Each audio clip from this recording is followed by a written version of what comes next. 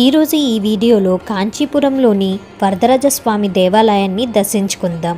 ఈ ఆలయానికి ఎన్నో ప్రత్యేకతలు ఉన్నాయండి.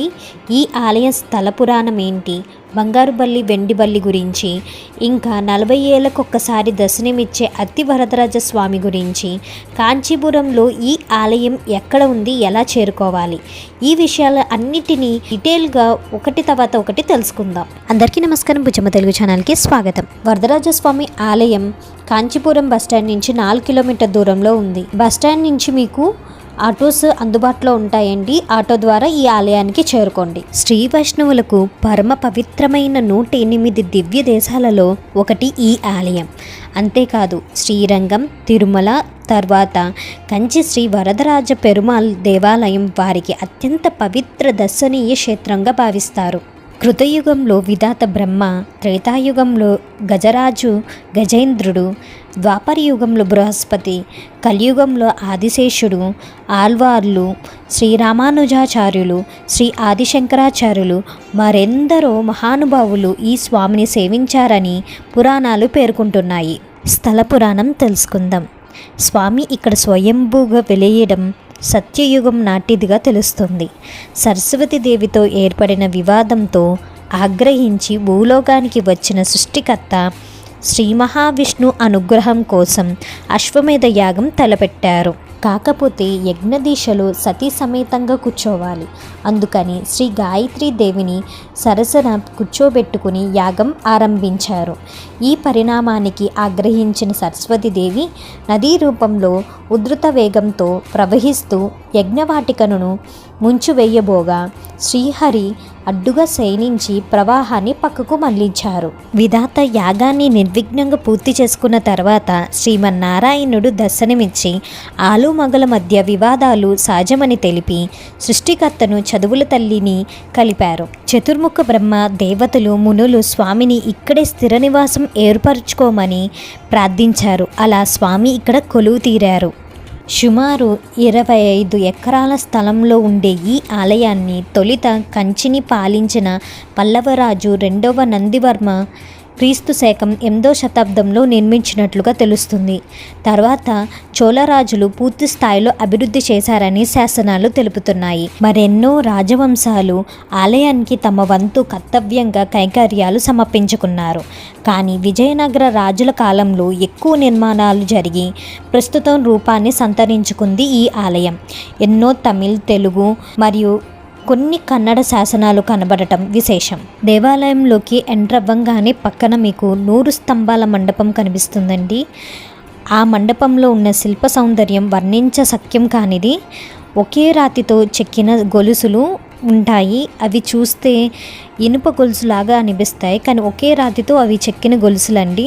ఈ ఆలయం 3 ప్రాకారాలతో ఉంటుంది. ముఖ్యంగా సందర్శించవలసిన ఉపాలయాలు శ్రీ నరసింహ, శ్రీ రామానుజ, ఆళ్వాల్ సన్నిధులు. 3వ ప్రాకారంలో కొలువు తీరిన శ్రీ పేరుందేవి అమ్మవారిని దర్శించిన తర్వాత శ్రీ వరదరాజ పెరుమాళ్ దర్శనానికి వెళ్తాము. స్వామివారి దర్శనానంతరము వెలుపలకు వచ్చేటప్పుడు పైకప్పుకు ఒక రాతి దూలపైన చెక్కిన బంగారు బల్లి, వెండి బల్లి, సూర్యుడు, చంద్రుడు ఉంటారండి. దీనికి సంబంధించిన పురాణ గాథ ఏమిటంటే, గౌతమ మహర్షి వద్ద 2 శిష్యులు ఉండేవారు. వారు గురువుగారి దైవార్చనకు కావాల్సిన పుష్పాలు, ఫలాలు మరియు నీరు ఏర్పాటు చేస్తుండేవారు. ఒకనాడు వారు పెట్టిన నీటి పాత్రలో ఒక బలి పడింది. ఆగ్రహించిన మహర్షి వారిని బల్లులుగా జీవించమని శపించారు. తెలియక చేసిన తప్పుకు క్షమించమని వేడుకోగా ఆయన వారిని అత్తిగిరి క్షేత్రం వెళ్ళి స్వామిని సేవించుకోమని శాప విమోచనం తెలిపారు. కొంతకాలానికి ఇంద్రుడు, సూర్యుడు మరియు చంద్రుడితో కలిసి శ్రీ వరదరాజ పెరుమాళ్ దర్శనానికి తరలివచ్చారు. వారి దర్శనంతో శిష్యులకు శాప విమోచనం లభించినది. నాటి నుండి ఇక్కడ వారి రూపాలను ఏర్పరిచారు. వీటిని తాకిన వారి సమస్త దోషాలు, పాపాలు తొలగిపోయి ఆరోగ్యవంతులు అవుతారని చెబుతారు.